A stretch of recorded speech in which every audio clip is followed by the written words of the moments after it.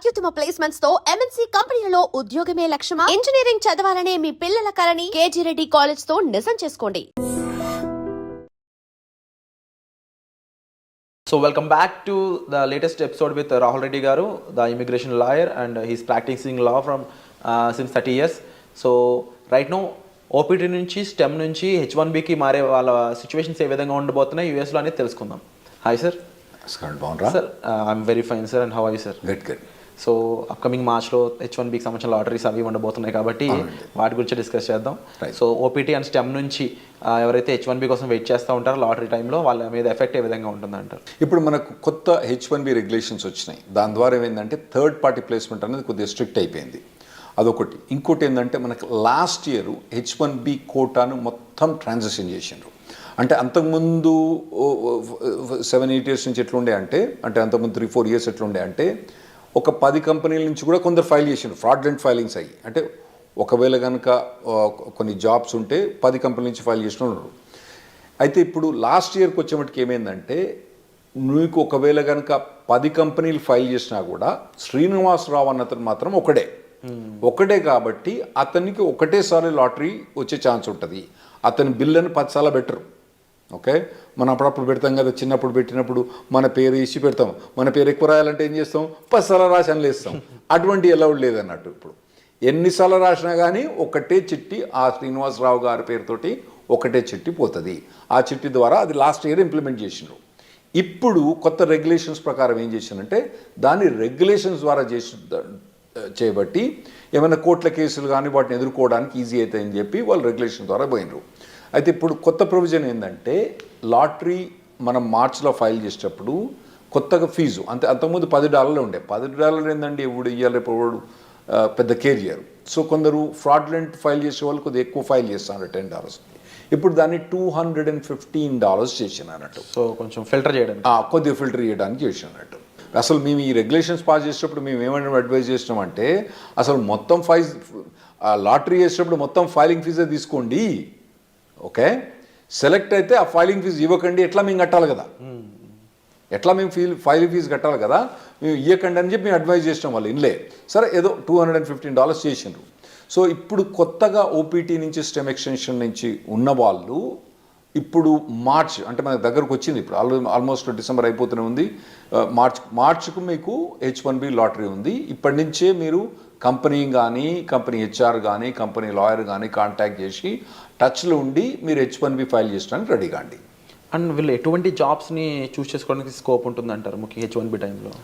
నార్మల్గా అంటే మన వాళ్ళందరూ కంప్యూటర్ ప్రొఫెషనల్స్ ఉంటారు కాబట్టి మనకు 3 types ఆఫ్ జాబ్స్ ఉంటాయి నార్మల్గా అండి. ఒకటి ఎండ్ క్లయింట్ అంటే నార్మల్గా కోకోలా కంపెనీ, లేదంటే నెక్స్ట్ ఇంప్లిమెంటేషన్ పార్ట్నర్, ఈ డెలాయిట్, కాగ్నిజెంట్, ఇన్ఫోసిస్ అని ఇంప్లిమెంటేషన్ పార్ట్నర్ టైప్ ఉంటాయి. ఇంకోటేమో ABC కన్సల్టింగ్ కంపెనీ, చిన్న కంపెనీస్ ఉంటాయి. అయితే మనం మొదలు కవర్ చేసిన ఎపిసోడ్లో ఏంటంటే కోకోలతో కంపెనీతో పనిచేస్తే కొద్దిగా మంచిగా ఉంటుంది H1B ప్రొవిజన్స్ అని చెప్పినాం. కాకపోతే ఈ ఎండ్ క్లయింట్ పనిచేసినప్పుడు వాళ్ళు ఏం చేస్తారంటే నీకు 3 ఏళ్ళు వర్క్ పర్మిట్ ఉంది కదా, నీకు ఇప్పుడే H1 అప్లై చేయమంటారు. అది వీనికి పెద్ద బాధ అయింది. ఎందుకంటే ఇప్పుడు 3rd year పోయినప్పుడు వీని H1B లాటరీ రాలేదనుకోండి, వీని పని గోవిందా. సో అటువంటి వీళ్ళు నార్మల్గా కంపెనీ పోయేటప్పుడు అంటే చాయిస్ ఉంటే మాత్రం మీకు కంపెనీ ఈ ఇయర్ మీకు H1B అప్లై చేస్తుందా చేస్తలేదా అదొకటి కనుక్కోండి. ఎండ్ ఆఫ్ దిస్ టర్మ్ ఎక్స్టెన్షన్లో సార్ ఇన్ కేసు ఎంప్లాయర్ని చేంజ్ చేసుకున్నాం అనుకోండి, అప్పుడు సిచ్యువేషన్ ఏ విధంగా ఉంటుంది? ఎంప్లాయర్ చేంజ్ చేసుకున్నా కానీ ఆ మార్చ్ టైంలో ఫైల్ చేస్తే సరిపోద్ది. మార్చ్ టైంలో ఫైల్ చేయకపోతే సరిపోద్ది. ఇంతకుముందు చెప్పినట్టు ఏంటంటే ఒకవేళ కనుక ఇప్పుడు మనం డిసెంబర్ జనవరిలో ఉన్నారు కదా, మీరు ఇప్పుడు మీ కంపెనీ కనుక మీరు H1B ఫైల్ ఈ లాటరీలో ఫైల్ చేస్తారా చేయరా కనుక్కోండి. ఒకవేళ చేయరని అనుకుంటే మాత్రం ఈ కంపెనీ వదిలిపెట్టి వేరే ఏ కంపెనీ కనుక మీకు జాబ్ దొరికితే ఆ కంపెనీకి పోవడం బెటరు. ఎందుకంటే H1B లాటరీ ఎంత తొందర వస్తే అంత బెటర్. ఎందుకంటే మనం లాస్ట్ 10 years నుంచి చూస్తున్నాం కదా, H1B లాటరీ అనేది కష్టమవుతుంది రావడం. ఓకే, ఇది లాటరీలో రావడం చాలా కష్టమవుతుంది. పోతానా కొద్ది ఇంకా పర్సంటేజ్ ఛాన్సెస్ తగ్గిపోతున్నాయి. మీకు 3 times కూడా మీరు లాటరీ ట్రై చేసుకోవాలి, అవసరమైతే 4 times కూడా మీరు లాటరీ ట్రై చేసుకోవాలి.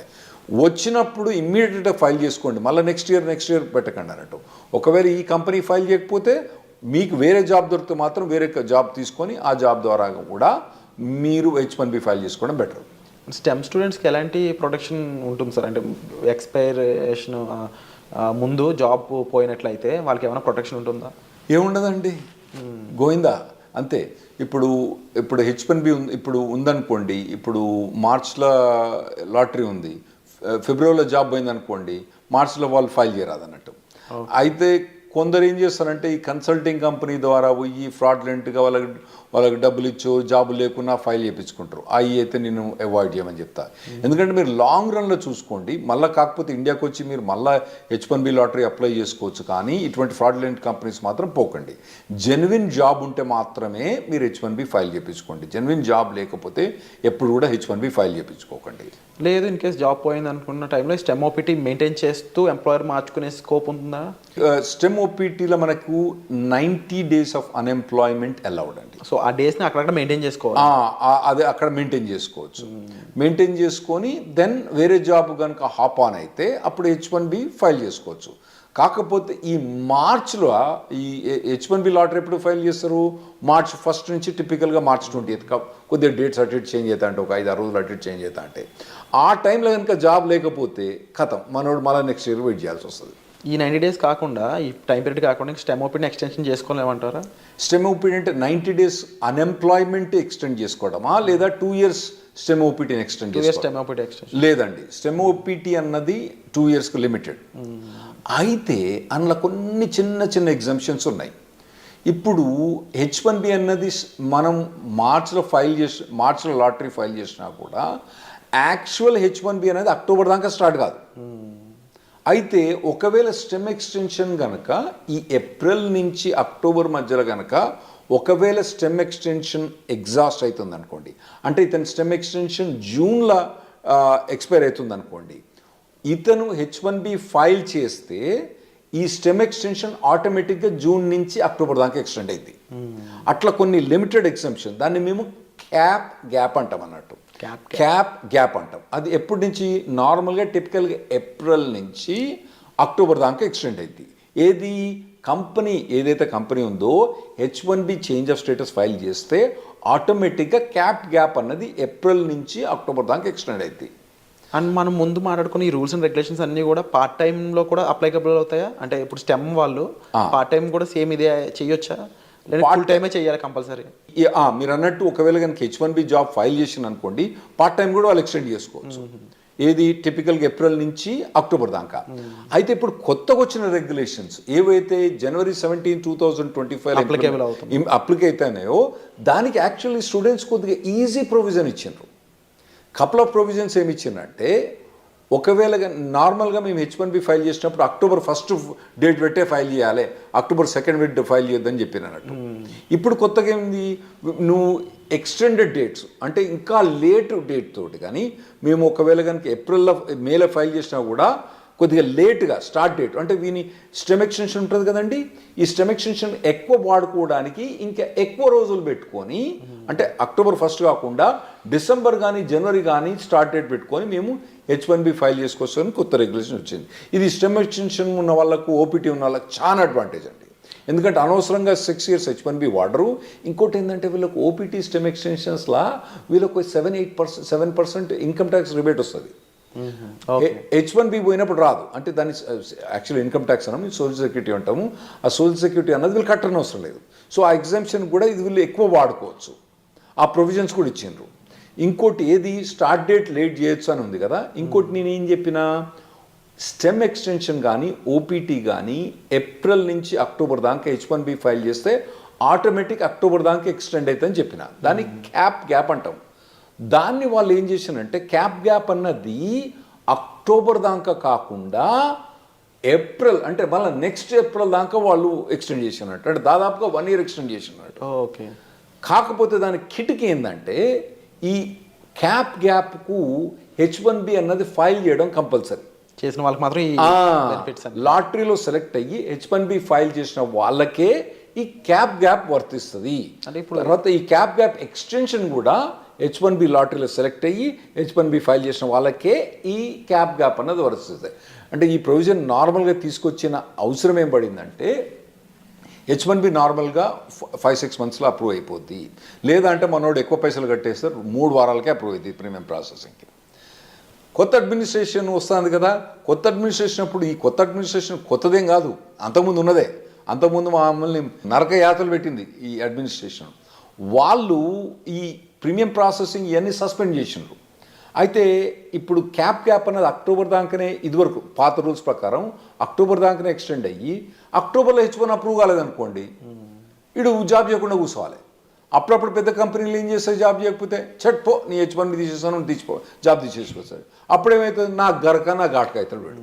అయితే ఇప్పుడు కొత్త ప్రొవిజన్ ప్రకారము ఒకవేళ ట్రంప్ అడ్మినిస్ట్రేషన్ వచ్చి H1 ప్రీమియం ప్రాసెసింగ్ తీసేసినా, అంటే ఎక్స్ట్రా $2,500 కట్టినా కూడా, దానికి ఎక్కువ ఫాస్టర్ ప్రొవిజన్ తీసేసినా కూడా, మనోడు అక్టోబర్ దాటిన తర్వాత, అంటే వీని వర్క్ పర్మిట్ ఒకవేళ జూన్లో అయిపోయినా కూడా అక్టోబర్ దాకా కాకుండా మళ్ళీ ఏప్రిల్ దాకా ఇతను జాబ్ క్యాప్ మీద జాబ్ చేసుకోవచ్చు. అది ఈ January 17th మనకు వచ్చే రెగ్యులేషన్స్ తోటి చాలా అడ్వాంటేజ్ అవుతుంది మనకు. ఓవరాల్గా డిఫరెంట్ అప్లికేబుల్స్ అయితే రానున్నాయనేది అర్థమవుతుంది క్లియర్గా. అండ్ కొన్ని బెనిఫిషరీస్ కూడా కనిపిస్తూ ఉన్నాయి డెఫినెట్లీ. అండ్ బిఫోర్ జాబ్ వీళ్ళు స్టెమ్ ఓపీటీ వాళ్ళు ఎటువంటి రిక్వైర్మెంట్స్ ఉంటాయి సార్ అప్లై చేయడానికి?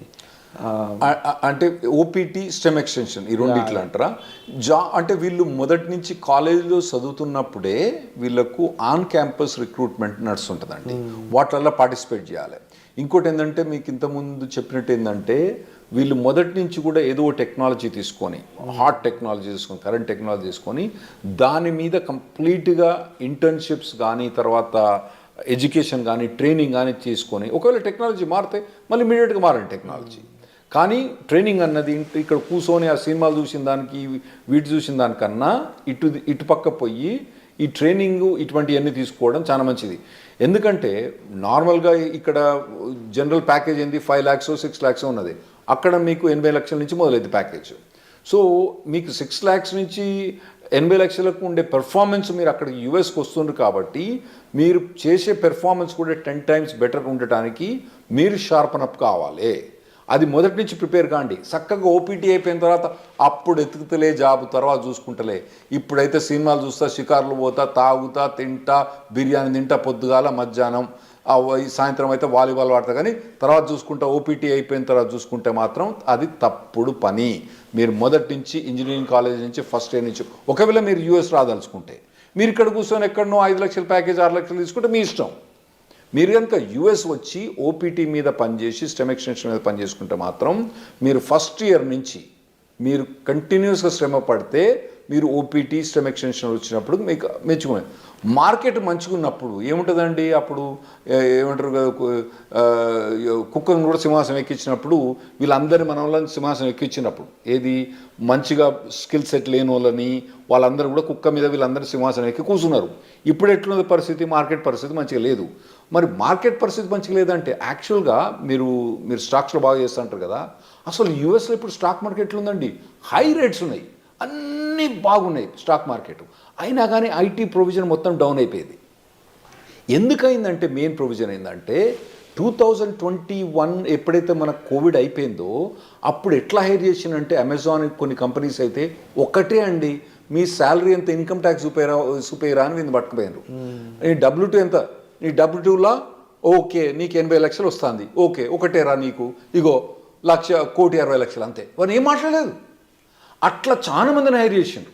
చక్కగా తీసుకుపోయి కుక్కను తీసుకుపోయి సింహాసనం మీద కూర్చోబెట్టిండ్రు.